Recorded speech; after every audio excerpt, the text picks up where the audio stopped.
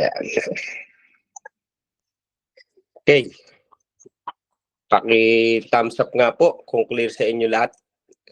Paki-thumbs up. Ayan, mga 2, 3 lang. Paki-thumbs up. Ayan. Sister. Ayan, sige. So, ako, nakakumaki pa pala yan, ano? Praise the Lord kasi ang kausap ko ngayon sa online na ito ay mga leaders. Mabigat itong topic eh. Pero ako na-deliver ko ito sa mga katatanggap pa lang sa Panginoon at naunawaan. Naintindihan agad nila na meron silang battle. Kaya kakausapin ko kayo ngayon as mature leaders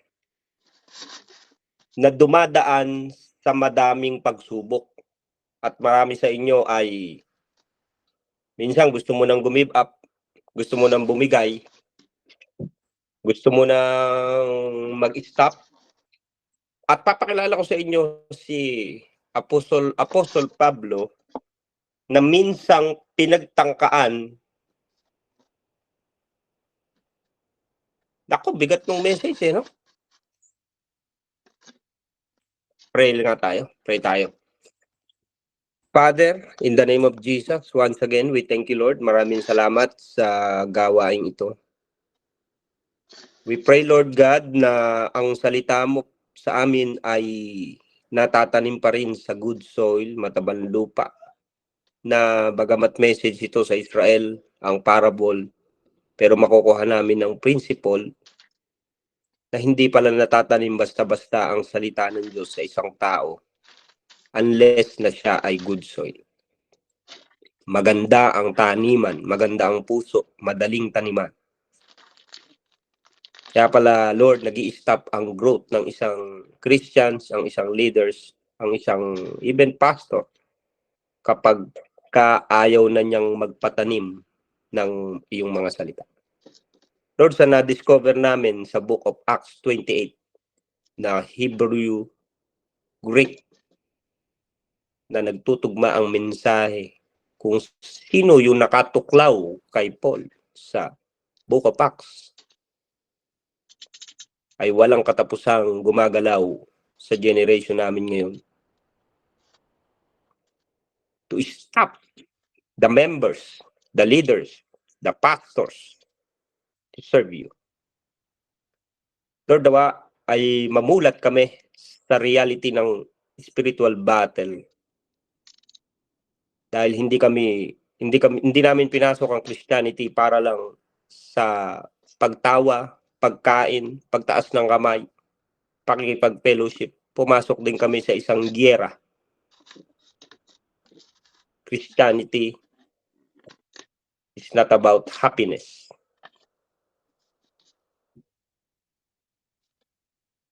It's about war against the darkness. Kaya Lord, we pray na maintindihan namin ang aming battle. Dahil unless na hindi namin malaman kung sino ang aming kalaban, hindi kami magtatagumpay. At hindi rin kami magtatagumpay kung hindi namin alam na kami ay nasa battlefield. So Lord, lalo na sa mga leaders na tinitrain mo, mga members, nakakakilala lang sa'yo, ipanawa mo ang reality ng battle dahil ang evil spirit sa amin is very active 24/7.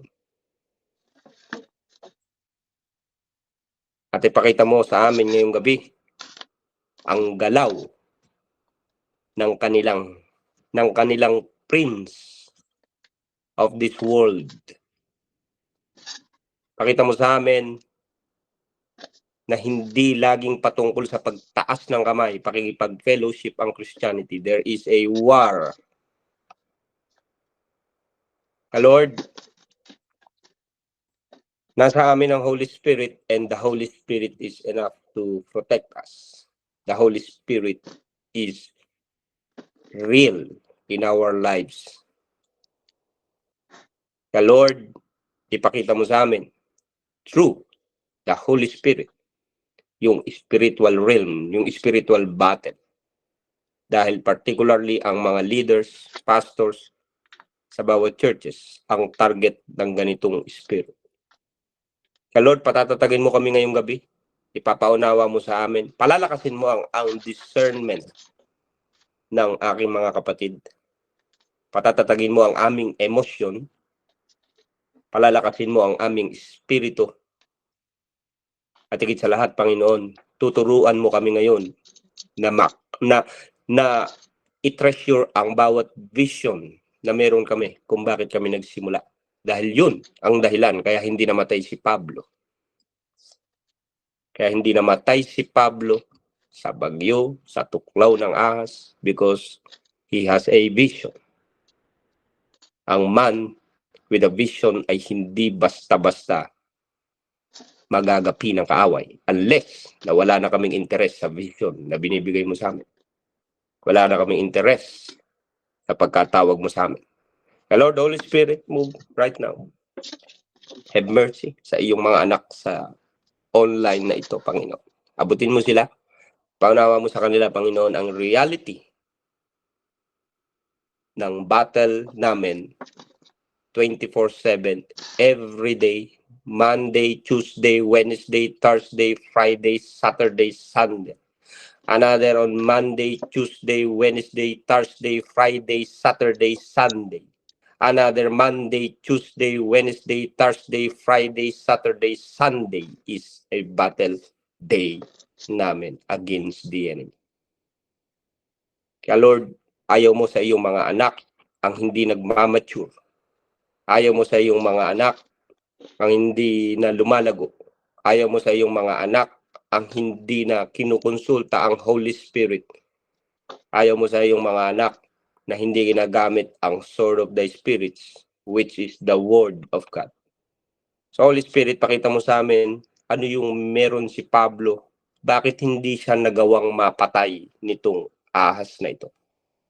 Pakita mo sa amin ano ang dapat naming makuha para Lord kami ay laging matatag, laging buhay, Panginoon, dahil meron kaming vision. Thank you, Holy Spirit, at pagpalain mo po ang iyong salita. Be glorify at walang kapangyarihan ang lahat ng gawa ng demonyo sa gawain ito. All the glory, praises, honor, and thanksgiving belongs to Jesus Christ alone. In Jesus Almighty God and precious name, everybody say, Amen. Amen. Sige, paki-thumbs up nga kung nakasabay kayo sa prayers natin. Okay. Glory to God. At focus kayo. Ipapakita ko sa inyo ang reality ng enemy sa atin. But we should not fear, no, sa enemy because mamaya papakita ko sa inyo. So number 1, sinihare na ni Sister ang slide. Pakibasa nga. Tingnan ko lang kung naririnig niyo pa ako. Pakibasa po, anyone? Amen.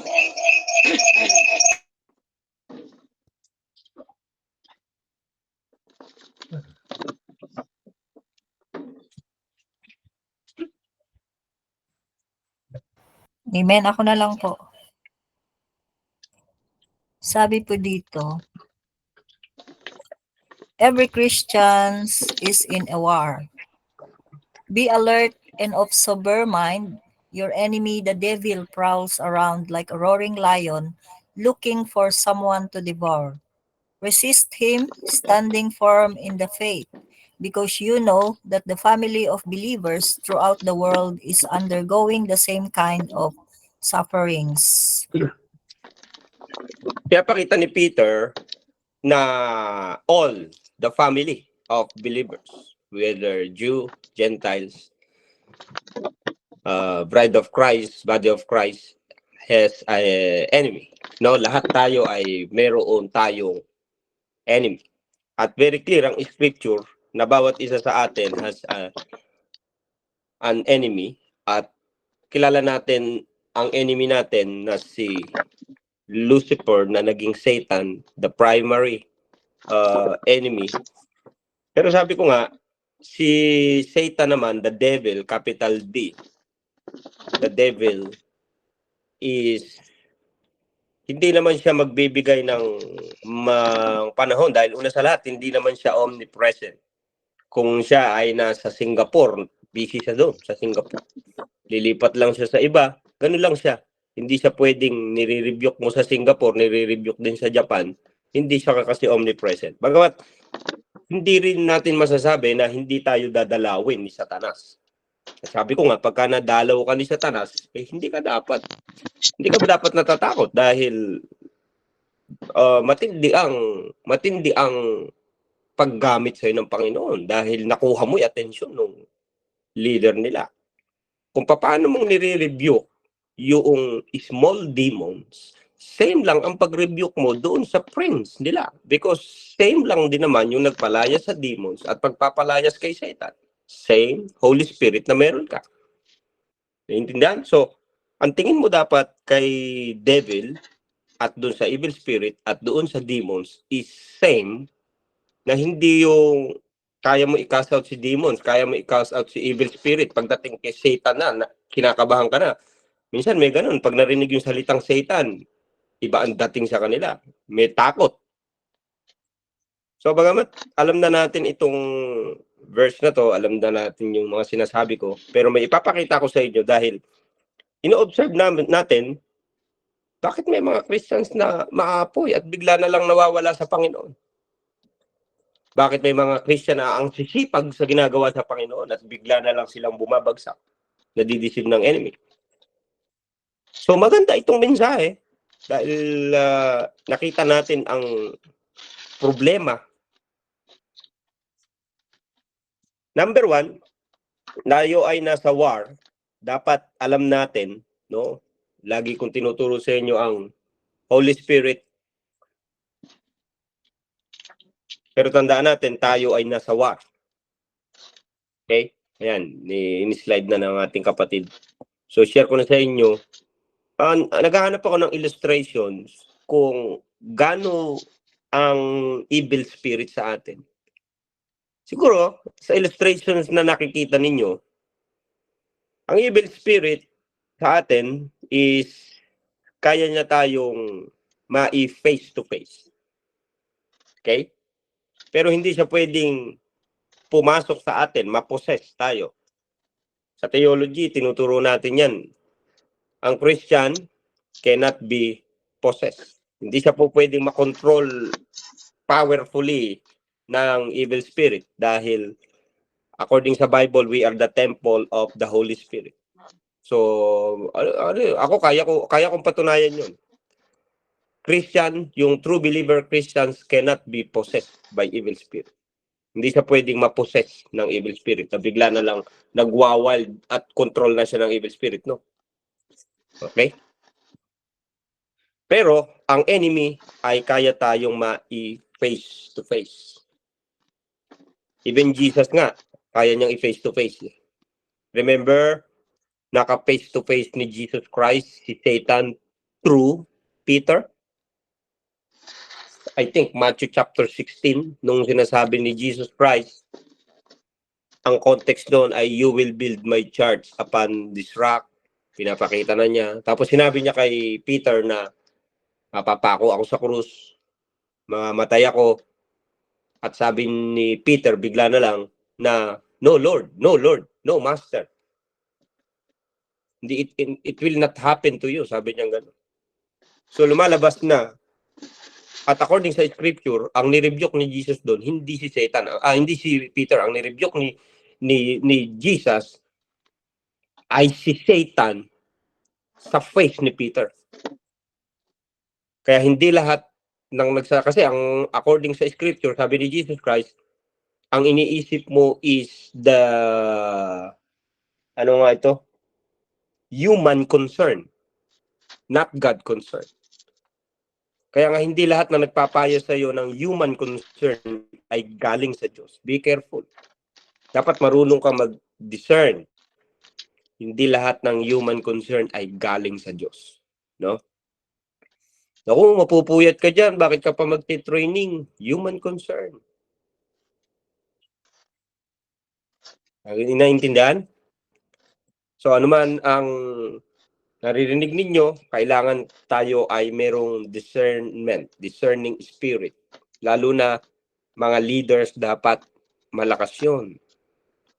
Hindi lahat pinapatulan mo, hindi lahat pag-iinitan mo ng ulo, hindi lahat ng naririnig mo ay papatulan mo, nadidisalign na yung vision mo, nawawala ka na sa focus. So kung galing sa Holy Spirit, ask the Holy Spirit, Holy Spirit, it is true na galing sa'yo? Tagal mo ng Christian, tagal mo ng leader, kabisado mo na ang galaw ng Holy Spirit. Kabisado mo na ang galaw ng evil spirit, kabisado mo rin na rin ang galaw ng flesh. So pag hindi tayo nabuhay ng ganun, darating ang panahon, mag-give up tayo. Kaya dapat nag-aaral ka, nag-i-study ka, nagkakaroon ka ng pag-aaral. Ang tawag diyan ay self-evaluation. Bakit ako nagkaganito? Lord, gusto ko na mag-grow sa part na to. Na may battle at wala, magpapatuloy ako. At kaya nagawa natin ang message na to. So, ang enemy is pwede mo siyang maka face to face pero hindi siya pwedeng mag-indwell sa'yo because you have the Holy Spirit. And the Holy Spirit, greater is He that is in me, sabi ni John. 1 John 4:4, than He that is in the world. So next slide, ayan. Sister Kesley ba to o Sister Gia? Mabilis lang ito. Mabilis lang ito. Papakita ko sa inyo, kaya ang tanong ganito Ate Mega, pakibasa nyo nga po, kayo lang ang nakikita ko dito. Ano yung title? Paano mo malalaman na mayroon ka ng kagat ni Satanas? And then? Paano mo ito malalabanan? Particularly, kasi yung karakter na pag-uusapan natin, ang research ko sa kanya, papakita ko sa inyo. Aralin natin ang Hebrew, aralin natin ang Greek. Ngayon, pinaliwanag ko sa inyo, pwede ka namang hindi partikular na makagat ni Satanas. Pwedeng ipapadala sa'yo, evil spirit, demons, etc. Pero kung kahit si Satanas yan, may way si Lord kung paano mo siyang ma-overcome. Okay? So, let me explain muna sa inyo. Okay? So, number 1, ganito kasi ang naging istorya niyan.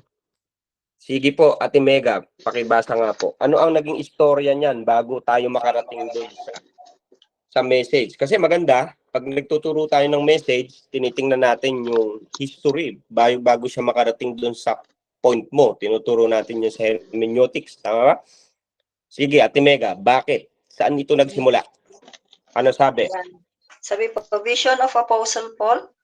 When I returned to Jerusalem and was praying at the temple, I fell into a trance and saw the Lord speaking to me. Quick, He said, leave Jerusalem immediately because the people here will not accept your testimony about me. Number 1, si Paul ay nakakita ng isang vision. So pakitype nga, everybody say vision. Papakita ko sa inyo bakit mahalaga ang merong kang vision. Pakitype nga muna, vision. Vision. May pinakita si Lord sa iyo na after 3 years, it will happen. Ang leader na walang vision ay madaling give up. Tandaan yun. Ang leader na walang vision, madaling sumuko, madaling ma-disappoint, madaling ma-discourage. So kung may tinatamaan dito, kausapin mo ang Holy Spirit. Holy Spirit, wala na ako nakikita next year Wala na ako nakikitang mangyayari sa ministry na to Aba, hindi pwedeng ganyan ang leader. Dapat every leader has a vision. At si Pablo ay isang man with a vision. Kapag may napufulfill sa kanya, another vision ang ipinapakita sa kanya ng Panginoon. At yun ang hinahawakan niya. At sabi ko nga sa iyo, hindi ka basta-basta mapapabagsak ng demonyo kapag ka meron kang vision. Kapag ka meron kang vision. Pangitain. Sabi rito, and when I returned to Jerusalem and I was praying at the temple, I fell into trance and saw the Lord is speaking to me. The Holy Spirit speaking to Paul, quick, leave Jerusalem immediately. So pinakita agad, na merong ipapakita sa kanya because the people here will not accept your testimony about me. So, ang ginawa ni Paul, next slide, sister. Ang ginawa niya, the following night, kasi nagkakaroon nagsasalita siya, nag-away na rito ang Pharisees sa Sadducees, kinukwento ko na lang sa inyo. And then, nung isang gabi naman, sinabi ng Panginoon sa kanya, ayun, the following night, the Lord stood near Paul and said, "Take courage, as you have testified about me in Jerusalem, so you must also testify in Rome." Naintindihan? So another, na ipinakita ng Panginoon sa kanya, pinaalis siya ng Jerusalem, tapos, sabi niya, magpakatatag ka, dahil magte-testimony ka pa sa akin sa Rome. Grabe itong message na to. Bigat. Pakita natin yung slide nung travel niya, sister. Ako nag-share Ayan. bro. Ayan. Yung travel niya, tingnan niyo sa map. Pagka gusto niyo pang mas i-study yan, i-screenshot niyo lang. Yan yung journey ni Paul sa Rome. Doon sa right side ninyo, makikita niyo yung Jerusalem. Ayan, sa map. Nakikita niyo sa screen.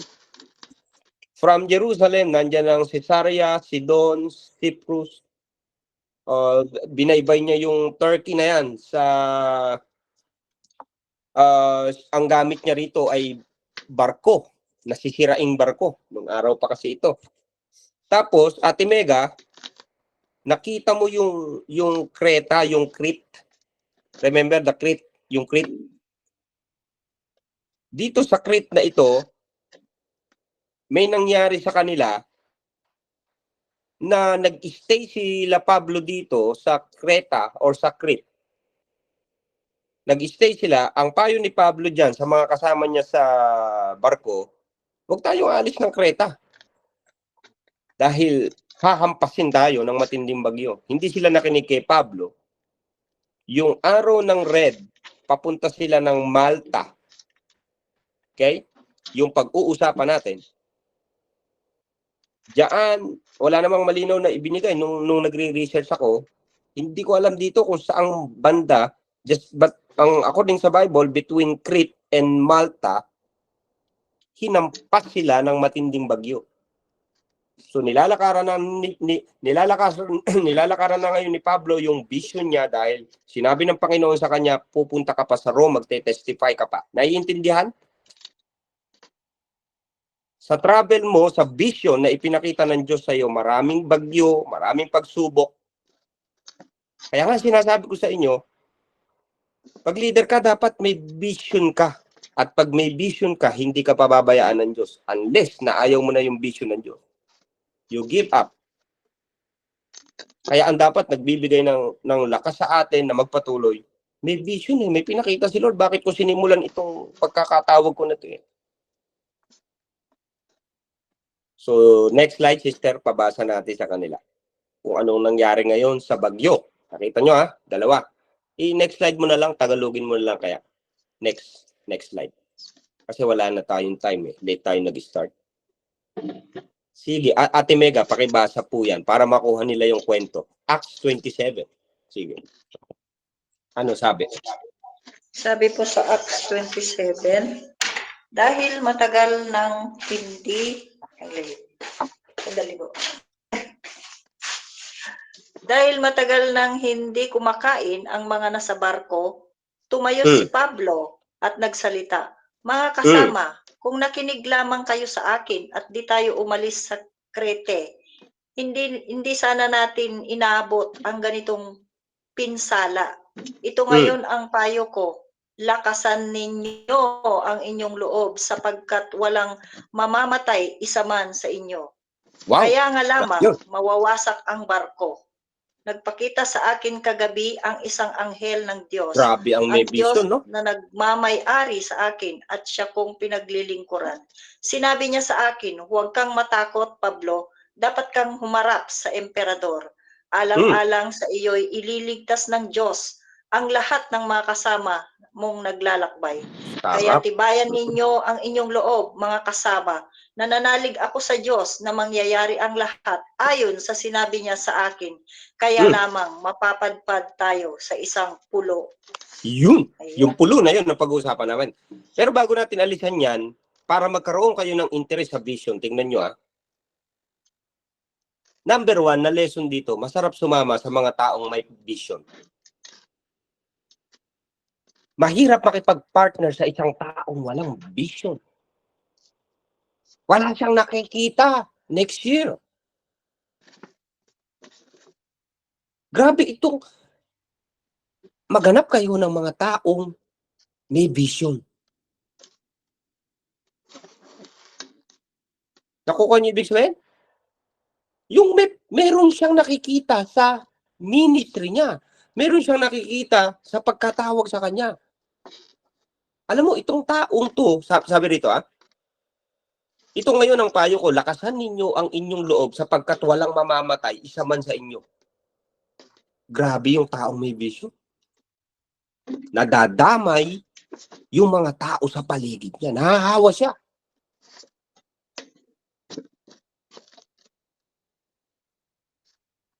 Ngayon, ang tanong ko sa inyo, ang challenge ko sa inyo, ikaw ba ay isang man or woman with a vision?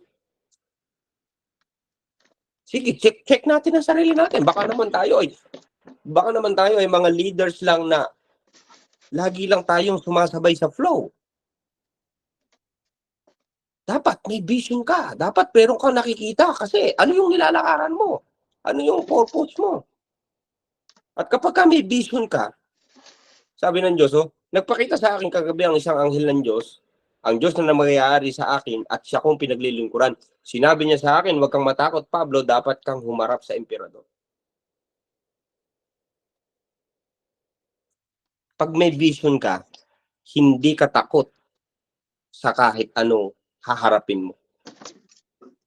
Hindi ka rin natatakot sa buhay mo na, ako baka bukas babangungutin na ako Baka bukas tamaan na ako ng COVID.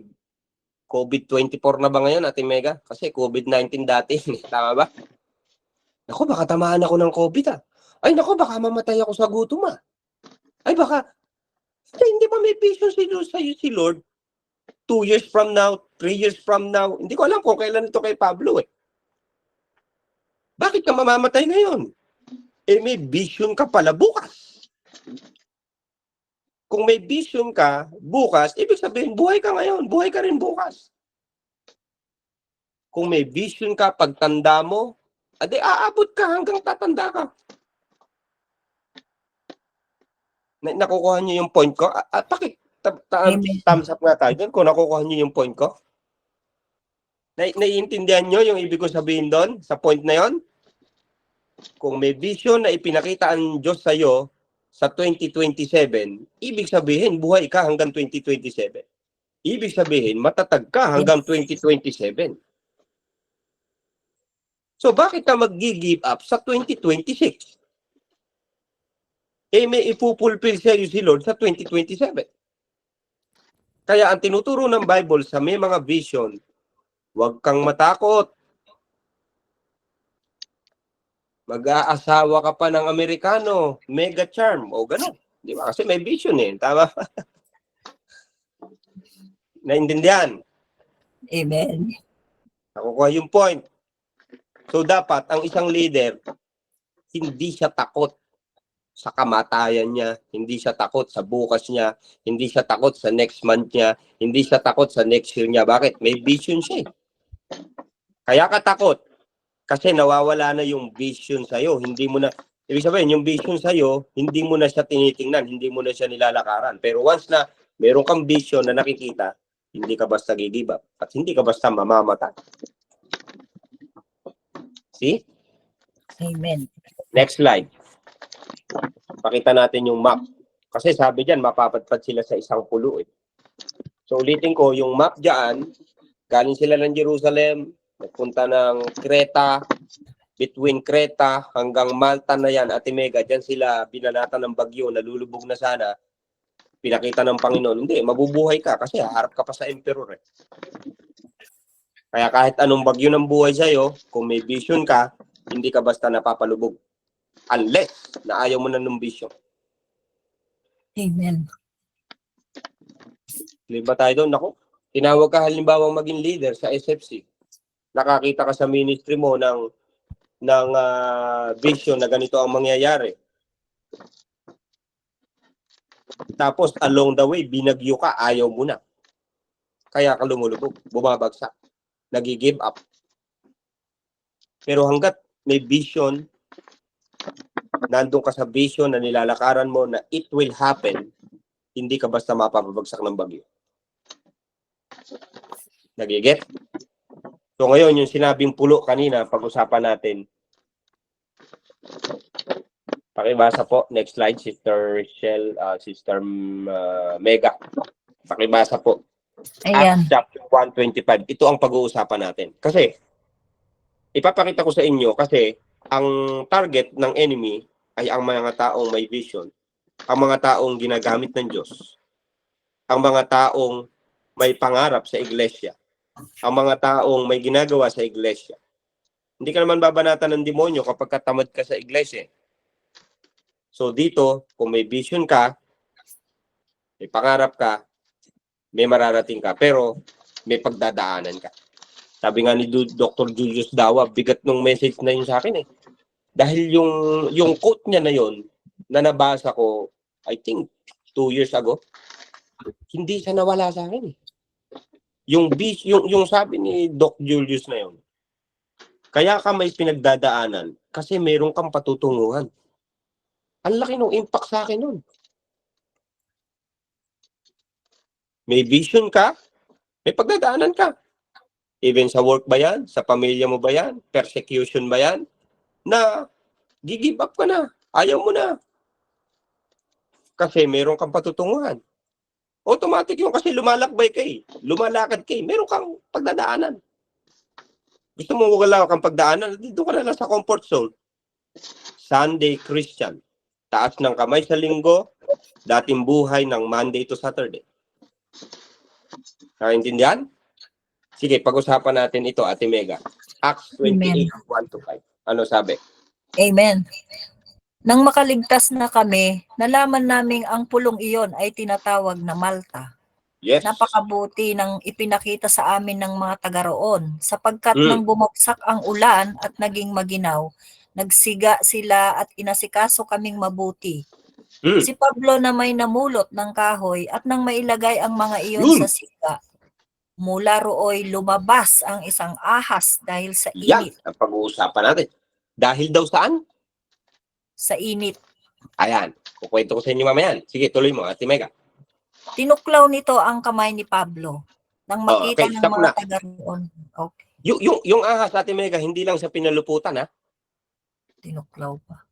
Yung ahas, tinuklaw siya, at ang plano ng ahas talaga sa kanya, ano? Patayin si Pablo. Naiintindihan. Sige. Ganda ng message. Verse 4. Verse 4, nang makita ng mga taga roon ang ahas na nakabitin sa kamay ni Pablo, nasabi nila sa isa't isa, tiyak na mamamatay tao ang taong iyan. Nakaligtas nga siya sa dagat, ngunit hindi naman ipinahintulot ng katarungan na siya ay Sabihin ako mabuhay dyan. pa. Sige. Subalit. Verse 5. Subalit ipinagpag lamang ni Pablo sa apoy ang ahas at hindi siya naano. Hinintay nilang Kasi yun ang message eh. Ano yung ginawa ni Pablo? Pinagpag lang. yung ahas. Ipapakita ko sa inyo kung paano yung labanan si Satanas. Sarap, ganda ng message. Ulitin ko ha. Pinagpag lang ni Pablo yung ahas sa apoy. Amen. Sige, tuloy mo muna. 6, Ate Mega. 6. Hinintay nilang mamaga si Pablo o kaya'y biglang mabuwal at mamatay. Nang matagal na silang naghihintay at wala namang masamang nangyari sa kanya, nagbago sila ng palagay. Siya'y isang Diyos, sabi nila. Amen. Grabe, kanina, ang tingin nila mamamatay tao. Pero nung nakita nilang nag-i-stand si Pablo, matatag, nakatayo, buhay, Diyos na yung nakikita sa kanya. Ganda-ganda ng message. Next slide, sister. Pakita mo sa kanila. Ikukwento ko muna yung 3. Ayan. Naka-highlight sa inyo. Tama ba? Okay. Amen. Nung makaligtas na kami, sabi ni Apostol Pablo, nalaman namin ang pulong yun ay tinatawag na Malta. Napakabuti ng ipinakita sa amin ng mga taga roon. Sapagkat bumagsak ang ulan ng naging maginaw, nagsiga sila na at inasikaso kaming. Verse 3, pakinggan nyo mabuti ha. Yung may vision na Pablo, yung tapat na naglilingkod sa Diyos na Pablo, namulot ngayon ng kahoy. Aba, pambihira itong si Pablo. Nang mailagay ang mga iyon sa siga, mula rooy lumabas ang isang ahas dahil sa init. Grabe, nung hawak-hawak ni Pablo yung kahoy, hindi pa lumabas daw yung ahas. Pero I don't know. Siyempre si Pablo, hindi niya alam na may ahas yung kahoy. Or, hindi natin alam kung meron ba talagang ahas yung kahoy na yun in the first place. Walang malinaw na sinabi scripture kung nandun na yung ahas sa kahoy na pinulot ni Pablo. Or, lumabas sa siga. So both, kahit saan doon. Lumabas sa apoy dahil sa init. And then, ang ginawa ng ahas, paglabas na ganun, tinuklaw si Pablo. Hindi ka mapatay sa bagyo, ha? Eto, ahas. Pakita ko sa inyo. Next slide, sister. Tingnan natin ang original word ng ahas. Orabasharabakande. Kaya alam mo, pagka nalaman mo message nito, isa kang matatag na Christian. Eh dapat, Kristiyano ka, dapat papatatag tayo. Hindi tayo papahina sa laban. Sige, pakibasa ulit, Ate Mega. Anong sabi diyan? Paul gathered a pile of brushwood, and as he put it on the fire, a viper, driven out by the heat, fastened itself on his hand. Grabe, no? Viper. Yung translation, ganito ha, makinig kayo. Karamihan naman sa inyo, nagjo-join sa trainings. Nung nilagay ni Pablo, sabi rito, Paul gathered a pile. Ang translation niyan, Ate Mega, NIV, tama? New Amen. Living Translation. Okay? Tingnan ninyo sa Bible nyo. New Living Translation. Kaya nga, alam mo, nakikita ko someday sa SFC, Ate Mega, may magtuturo sa atin ng Hebrew at Greek. Amen. Wow. No? Gumaganda ang SFC. Hindi na tayo ganda ng teachings ni Bishop, church planting, leadership training, may hermeneutics, may theology. Someday, may dadalhin si Lord sa atin na magtuturo ng Hebreo at Grego.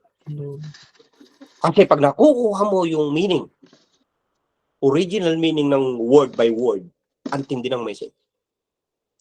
Sige, Paul gathered a pile. Ang sabi dyan, para mabilis tayo sa NIV ay viper. Next. Pakita natin sa verse 5. Ayan. Pakita nyo sa screen ninyo yung binabanggit na viper, Ate Mega, ang pagkakatranslate ni NIV. Ano na? Snake. Snake. Ganda, no? Una, sinabi muna, viper, tapos naging the snake. The snake.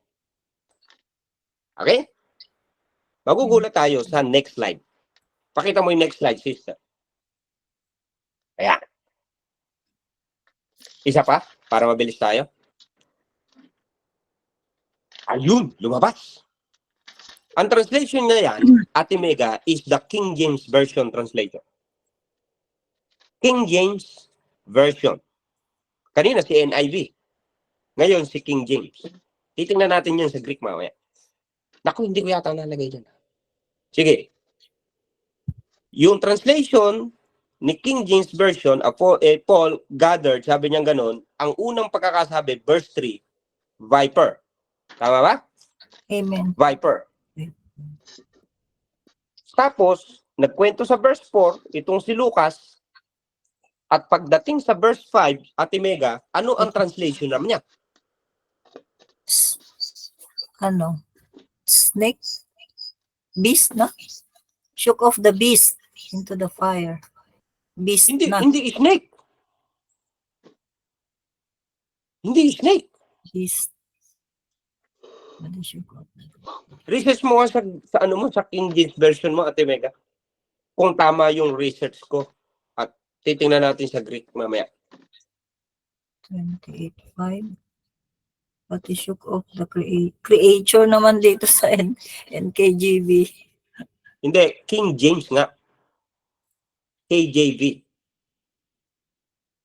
Kasi yung new King James Version is the mas lumang translation siya sa King James. So hindi natin pinag-aralan ng ganito ito dati. 28. Kaya maraming Christians bigla na lang bagsakan ng bagsakan, buwalan ng buwalan. At according sa statistics, ang daming pastors na nag-resign. Alam niyo ba 'yon? Ate Mega, alam niyo ba 'yon? Yes, bro. Maraming Ang daming pastor. Maybe ang problema nila, persecution, personal problem, financial status, emotional problem, or kung ano ang problema ng pastor. Hindi kasi ganun kadaling mag-handle ng tao. Sige. Verse 5. Ano sabi? Verse Mega. 5. And he shook off the beast. Diyan sa translation mo, kasi nga, Ate Dito. Mega, baka akala nila, ako lang ang nagre-research nito. Tignan nyo sa translation nyo yung King James. Ano sabi? Sabi po sa verse 5, King KJV, and he shook off the beast into the fire and felt no harm. Pareho, beast. Sa Ano sabi KJV, dyan sa King James? and he Beast. shook off the beast into the fire. Wow. Ito Beast. yung Greek word nung beast diyan sa Greek, sa Greek, Ate Mega, yung Greek word na lumabas diyan ay therion. Beast. Naintindihan? Therion. Nung nag-research tayo, Ate Mega, lumabas na si therion ay sino? Satanas. Sinakas doon sa Hebrew. Sino sinakas? Ay, ayan, sinend natin yun. Nagmamadali si slide natin, di ba? Sige, ano natin? I-share na natin. Ko ba yan? Sige. Yung si Nakash ay siya namang Hebrew nung serpent doon sa Old Testament. Makikita nyo rin, pagka in-study nyo, itong si Therion ay si Leviathan na na-encounter ni Job sa Book of Job. Leviathan. Pura basande. Nakukuha niyo yung kwento? Naiintindihan niyo yung kwento?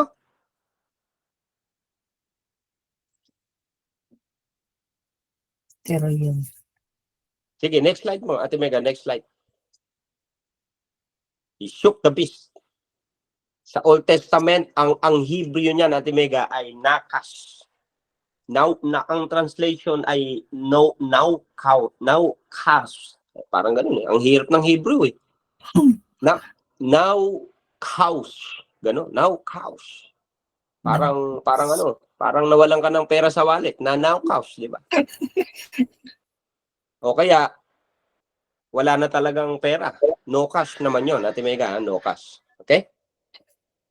So, lumabas na itong na-encounter ni Pablo doon sa Malta ay si serpent naukas doon sa Hebrew na na-encounter din ni Job sa kanyang book at na-encounter naman ni Paul dito sa Malta. Next slide. Sino na siya after that? Ayan. Sa Revelation, itong si serpent, itong si beast, ay lalabas na ang tawag na sa kanya is the dragon that ancient. Pag sinabing ancient, Ate Mega, ay ang lumang, ganun ba yun? Ang the old or Old. something na lumang serpent. Tama? Naintindihan? The serpent Yes. that ancient serpent who is the devil or Satan na nagdideceive sa panahon natin ngayon. Next slide, sige. Next slide, Marami. sister. Ang dami niyang ulo. Amen. Yeah.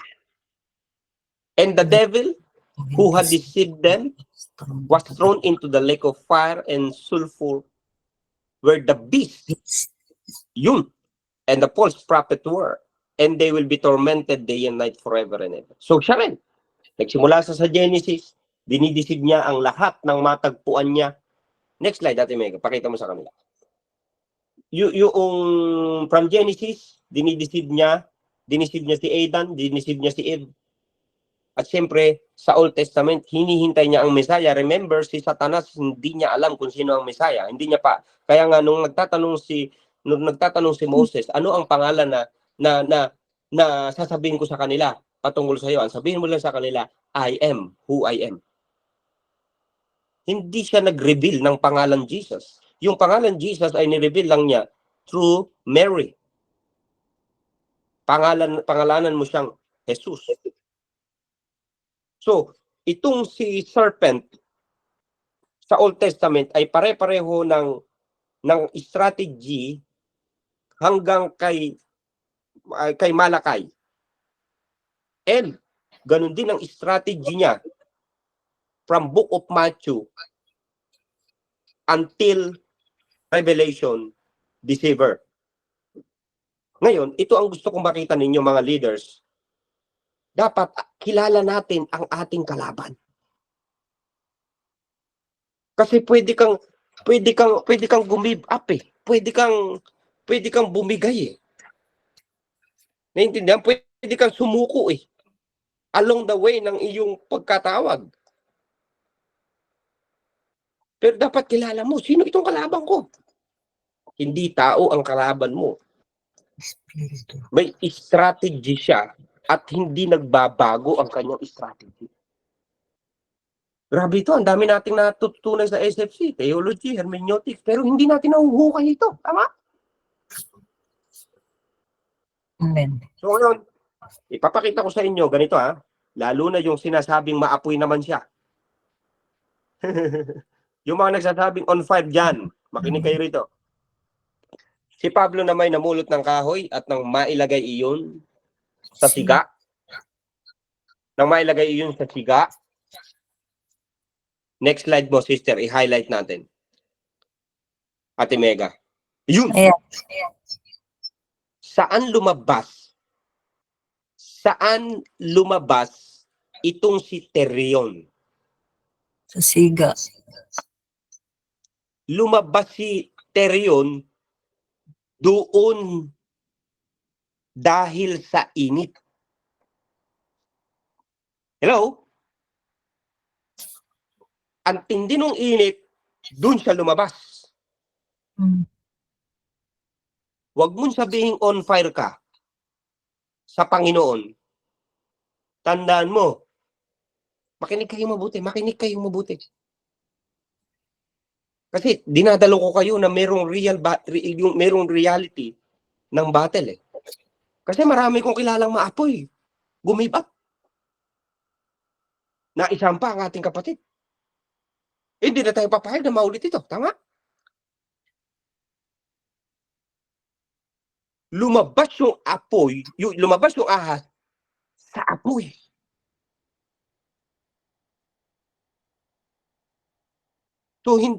So habang maapoy ka, mas mag-ingat ka. Habang on fire ka, mas magbantay ka. Nakukuha niyo ibig sabihin? Amen. Habang nagagamit ka ng Panginoon, mas mag-double time ka. Dahil target ka. Nakukuha niyo yung point ko?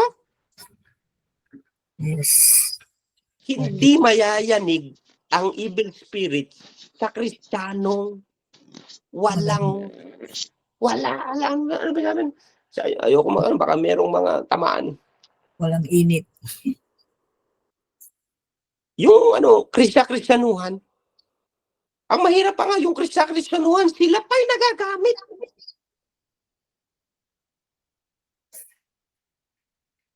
Kaya ikaw, habang may apoy ka, mas mag-ingat ka, mas magbantay. Di ba sa prayer ko kanina, mukhang lumabas yung word na ang battle natin, Monday, Tuesday, Wednesday, Thursday, Friday, Saturday, Sunday. Another Monday, Tuesday. Every day is a battle. Hindi lahat pinapatulan mo. Huwag mong patulan yung isang sitwasyon o yung isang tao o yung isang sitwasyon o yung isang lugar na nanghihina ka, bumabagsak ka. Stop. Dapat matalino ka sa battle mo. Remember, yung battle mo is your own, your personal battle. Next slide sa Ate Mega, pakita mo sa kanila. Ano sabi dyan? You know? Tinuklaw ito ang kamay ni Pablo. Tinuklaw nito ang kamay ni Pablo. Yeah. Tinuklaw nito ang kamay ni Pablo. Sabi ko nga sa inyo kanina, hindi pinaliputan eh. Tinuklaw. Makinig kayong mabuti, leaders. Karamihan sa inyo rito. Makinig kayong mabuti. Sulat nyo to. Ang target ng demonyo sa atin, hindi lang pahinain ka. Kala natin ganun, ay, nanghihina ako kasi may battle. Hindi. Hindi. Si Pablo nanghihina siya. Struck down but not destroyed. Leaders, ang target ng demonyo sa atin, it's either pahintuin ka or patayin ka. Nakuha niyo yung point, Ate Mega? Yes, bro. Ang target ng demonyo sa atin, it's either pahintuin ka, stop mo yung ginagawa mo, ayoko na, stop. Or personal na patayin ka. Ginawa ito kay Pablo. Kaya ang Christian, lalo na leaders ka, alam mong nagmamature ka, dapat nagbabantay ka. Nakukuha. Kung ganito ang sitwasyon natin na meron tayong 24/7 na battle, mas lalo dapat tayong magtiwala sa Holy Spirit. Magtiwala. Kaya nga ang introduction ko sa inyo, magtiwala sa vision na pinakita ng Holy Spirit sa atin. Amen. Bakit mo tinanggap yung pagiging leader? Yun ang dapat na bumubuo sa pagkatao mo.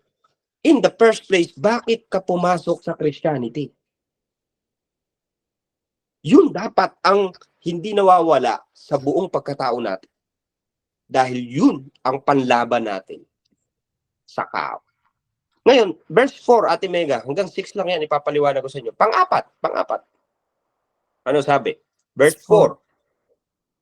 Nang makita ng mga taga-roon ang ahas na nakabiting sa kamay ni Pablo, nakita na kasi nila yung ahas, nandun kay Pablo, tinuklaw siya, tapos nakabiting.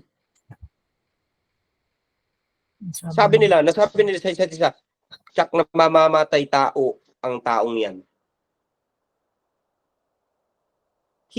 Leaders, makinig kayo ha.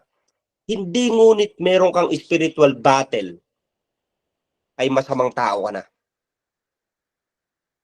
Hindi ngunit tinan mo, leader yan, leader yan, tinan mo, wala na, nanghihina na, wala na, babagsak na yan, Pag leader ka, hindi mo pinapansin ang sinasabi ng tao. Amen. Hindi mo pinakikinggan yung mga words na hindi totoo sa'yo. Ate Mega, totoo bang mamamatay tao si Pablo? No. Hindi, nakita lang nila, kinagapi. Yes. Ni-research ko to, wala naman doctrine na Pag kinagat ka ng ahas, mamamatay tao ko, walang ganun eh. So ito, pinag-iisipan ng tao si Pablo. May tinan mo, talagang hindi tinawag maging leader yan. Nakakuha ba? Ay, tanong mo, hindi naman talaga tinawag sa cell group yan. O tinan mo, sabi ko sa iyo yung babae na yan, bawal talagang mangaral ng babae. Ang dami sa exception. Ba't mo pakikinggan yun? Sabi lang ng tao yun. Ang isipin mo, may vision ka, kahit babae ka, tinawag ka akong mangaral, tinawag akong humayo, ba't ko sila pakikinggan? Sabi pa nito, Ate Mega, next slide mo. Nakaligtas nga siya sa dagat, ngunit hindi naman ipinahintulot ng katarungan na siya'y mabuhay pa. Nakasurvive naman siya sa maraming pagsubok. Pero wala eh. Nung nagkaroon na siya ng spiritual battle, babagsak na yan. Dapat ganito. Ito yung sagot. Ito yung gusto kong i-share sa inyo mga kapatid na panghawakan natin kung gusto nating magtagal sa ministry. Bilang leaders, tinitrain na pastors, may mga vision, may mga pangarap sa ministry. Verse 5, ang ginawa lang ni Pablo doon sa ahas, Ate Mega. Pakibasa mga. Subalit, ipinagpag lamang ni Pablo sa apoy ang ahas at hindi siya na ano. Yan. Grabe. Ipinagpag lang. Yung ahas na kumagat sa kanya, alam na ng mga tao. Alam na agad ng mga tao, hinihintay na nga siyang bumagsak mamatay Tama? Hinihintay na lang siyang mabuwal. Ibig sabihin, yung ahas na kumagat sa kanya ay hindi pangkaraniwang ahas. Cobra siguro. Tingnan niyo yung may vision. Alam mo kung paano mo nilalabanan ng demonyo? Pinapagpag mo lang. Saan mo siya Tingnan mo saan mo siya pinapagpag? Sa apoy. Yung pagiging maapoy mo, dun mo rin siya ibabagsak. Hindi siya na ano. Nakuha niyo ibig sabihin? Amen. Ang sabi ng Bible sa atin, sa devil, resist, submit, then to God. Nagsasubmit ka sa Diyos, ginagawa mo yung part mo, nilalakaran mo yung vision mo. Alam nyo ba kung paano lang natin malabanan si Satanas at ang evil spirit, Ate Becca? Resist. Resist the devil and he will flee from you. Alam nyo ako, sa buhat nung bumalik ako kay Lord, since naman nung kami pa ni Pastor Ferdy, ilang evil spirit na ang knock-us out. Hindi. Ang evil spirit, Ate Mega, alam mo ganito hindi siya yung talakatan ng salita. Wala siyang ganun Ay. Nasaan na si Bro Roland? Nawala. Nalaglag.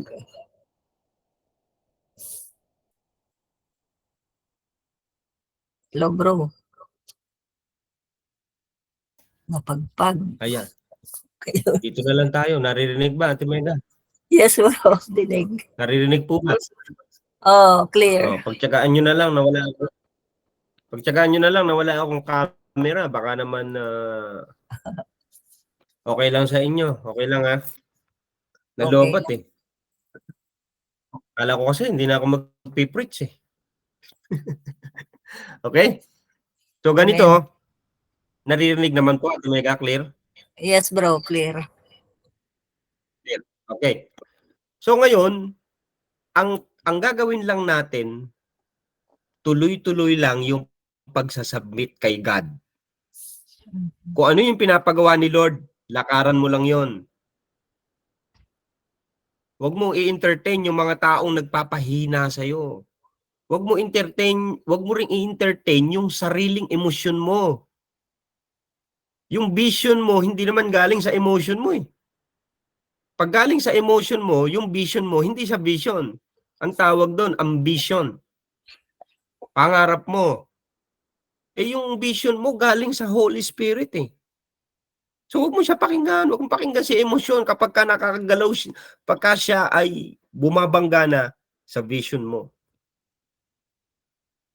Ipinapagpag lang natin ang dyablo. Paki-type nga yun para clear tayo. Ipinapagpag lang natin ang dyablo. Submit then to God. Resist the devil and he will flee from you. Hindi demons yung sinabi ni James. Sinabi ni James doon is the devil. So malalaman mo na may kagat ka ni Satanas, ganito ha. Number 1, malalaman mo na may kagat ka ng ganitong uri ng espiritu kapag ka, ano yung dalawa? Pag gusto mo nang huminto at gusto mo nang huminto. Number 2, pwedeng ayaw mo na rin mabuhay. Depression. Paano mo ito malalabanan? Dapat tayong mga leaders, marunong tayong magpagpag. Pagpag. Hindi lahat ini-entertain mo. Hindi lahat pinapapasok mo sa isip mo. Naintindihan? Labanan mo siya sa ganung way. Verse 6, dito natin tapusin natin, Mega. Verse 6. Hinintay nilang Hinintay mamagas. nilang mamaga si Pablo. Pakibasa po. Hinintay nilang mamaga si Pablo o kaya'y biglang mabuwal at mamatay. Nang matagal na silang naghihintay at wala namang masamang nangyayari sa kanya, nagbago sila ng palagay. Siya'y isang Diyos, sabi nila. Naging Diyos na siya. Amen, Brother Roland. Minsan ang tingin ng tao sa iyo, masamang tao 'yan. Nga pala, ito hindi lahat ng tao ay binabantayan yung pag-angat mo. May mga taong hinihintay din ang pagbuwal mo, ang pagbagsak mo. So hindi issue yung kung sino yung taong yung tumitingin na paano kang iangat ng Panginoon at paano kang bumagsak. Huwag kang mag-focus doon. Amen. Distraction sila sa vision mo. Ang trabaho mo ay ipagpag sa apoy ang kaaway. Hindi sila ang kalaban mo. Yung mga tao rin na nagsusupport sa'yo, paano kung yung mga tao nagsusupport sa'yo, bigla na rin nawala sa'yo? Give up ka na rin, tama ba? Halimbawa, Brother Roland, nagsusupport sa inyo, nag-encourage sa inyo, paano kung ako mawala? Give up ka na rin? Dapat ang panghawakan mo bilang isang leader ay yung pagkatawag mo. Yung vision na pinakita ng Diyos sa'yo, bakit mo tinanggap yung calling na yan? At yung pagkatanggap mo na yan, dapat pang lifetime yan. Yan ang totoong fight, the good fight of faith. I have kept the faith. I have finished the race, sabi ni Paul. So kaya ang quote ko sa inyo lagi, mahalaga sa Diyos kung paano tayo nagsimula, pero mas mahalaga sa Kanya kung paano tayo magtatapos. Kaya tapusin natin ng maayos yung pagkatawag natin. Naintindihan? So labanan natin ang dyablo ng maayos. Number 1, para i-clarify ko sa inyo, ganito ang mensahe ng Diyos sa atin. Tayo na mga leaders ay maraming tao hindi naiintindihan ang battle natin. Ulitin ko tayong mga leaders sa church, nag-handle ng tao, nagme-mentor, maraming tao hindi tayo naiintindihan kung bakit tayo ganito. Hindi nila naiintindihan kung ano yung mga pagsubok natin. Hindi nila naiintindihan kung ano rin ang mga pinagdadaanan nating personal. See? Ang nakakaalam lang ng battle mo, pinakamahusay na nakakaalam ng battle mo, Ate Mega, ay si Ate Mega rin. Nakuha niyo yan? Si Sister Ed Simpoda, siya ang pinakamahusay na nakakaalam kung ano ang battle niya. Amen. Si Sister Crisel ng Putlod bilang leader sa praise and worship, siya ang pinakamahusay na nakakaalam kung ano ang battle niya. Kahit asawa mo yan, kahit magulang mo yan, kahit kapatid mo yan, kahit close friend mo yan, may something in you na hindi mo kayang i-explain sa iba. Ikaw ang nakakakilala kung sino ka. Nakukuha niyo yun? Amen. Ikaw. Alam mo kung saan ka mahina, alam mo kung saan ka malakas, alam mo kung bakit ka, kung kailan ka may atake. Ikaw nakakakilala eh. Kaya sabi ko nga, ang pinakamahusay na mag-encourage sa sarili mo ay mismong sarili mo. Amen.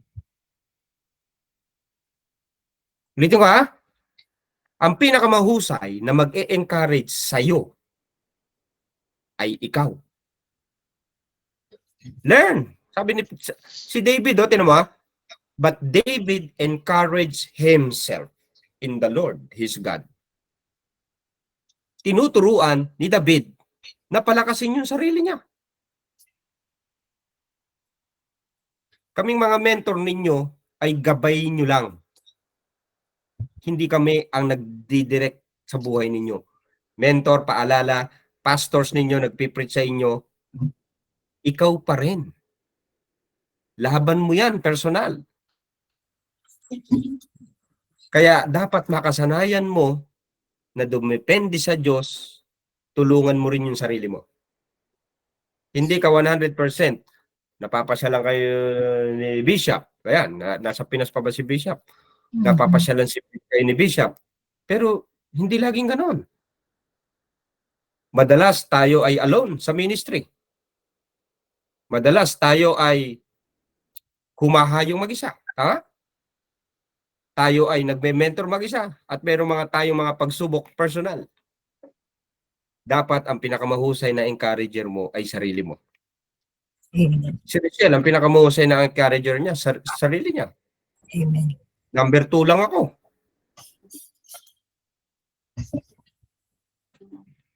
Si Sister Hailey, kailangan siya ang pinakamahusay na encourager ng sarili niya, hindi si Brother Reggie.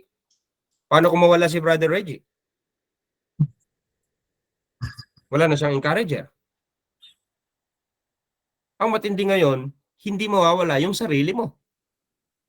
Kasi yung sarili mo, ang lagi mong kasama, anytime, anywhere, pag nawala yung sarili mo, wala ka na rin. Leaders, matuto tayong palakasin, patatagin ang mga sarili natin dahil lahat ng tao sa paligid natin, minsan hindi tayo kayang i-encourage. Kasi hindi nila alam ang totoong pinagdadaanan natin. Hindi nila alam ang totoong sitwasyon natin. Hindi nila alam kung may battle na tayo. Hindi nila alam kung ano na ang nangyayari sa emotion natin, sa body natin, sa spiritual life natin. Tulungan mo ang sarili mo na ipagpag sa apoy ang diablo na tumotorture sa iyo. Tulungan mo yung sarili mo na ipaalala sa iyo, si David, kinakausap niya yung sarili niya. Oh my soul, oh my soul, oh my soul. Ganun siya. Paalala mo sa sarili mo, bakit ka nagsimula? Ano yung vision mo? Ano yung, sino ka ngayon? Sino ka after this? Sino ka after death? Alam mo dapat kung bakit ka nabubuhay. Alam mo bakit? Alam mo dapat kung bakit ka nandyan sa ministry na yan. Alam mo dapat. Kaya kailangan learn how to encourage yourself. I think kung gusto niyo i-research yun, parang sa Samuel yata ito, Ate Mega, no? 30 verse 6. I'm not sure kung 1 Samuel o 2 Samuel, chapter 30 verse 6. But David encouraged himself in the Lord, his God. Last slide, Ate Mega. Pakita mo uli sa kanya introduction natin. Ate Mega. Ayan. So, na-discuss ko na yan. Sige po. Last slide. Ayan. So, na-highlight ko pala yan. Ano? Ayan. Sige, 2 click, Ate Mega. Click. Yes.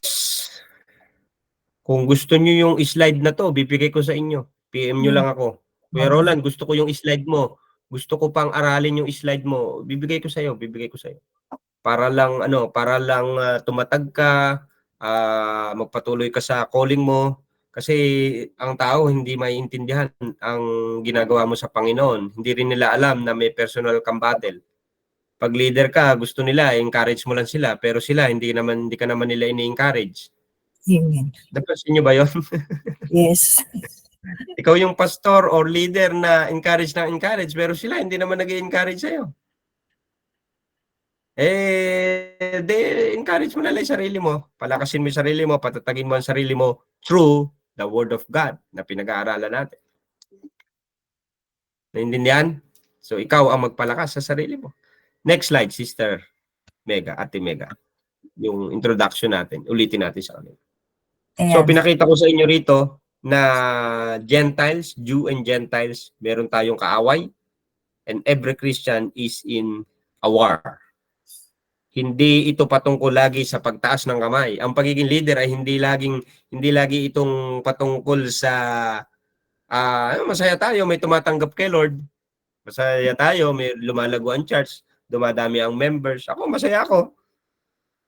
Nagsimula sa 2 ang kumaki at ngayon ay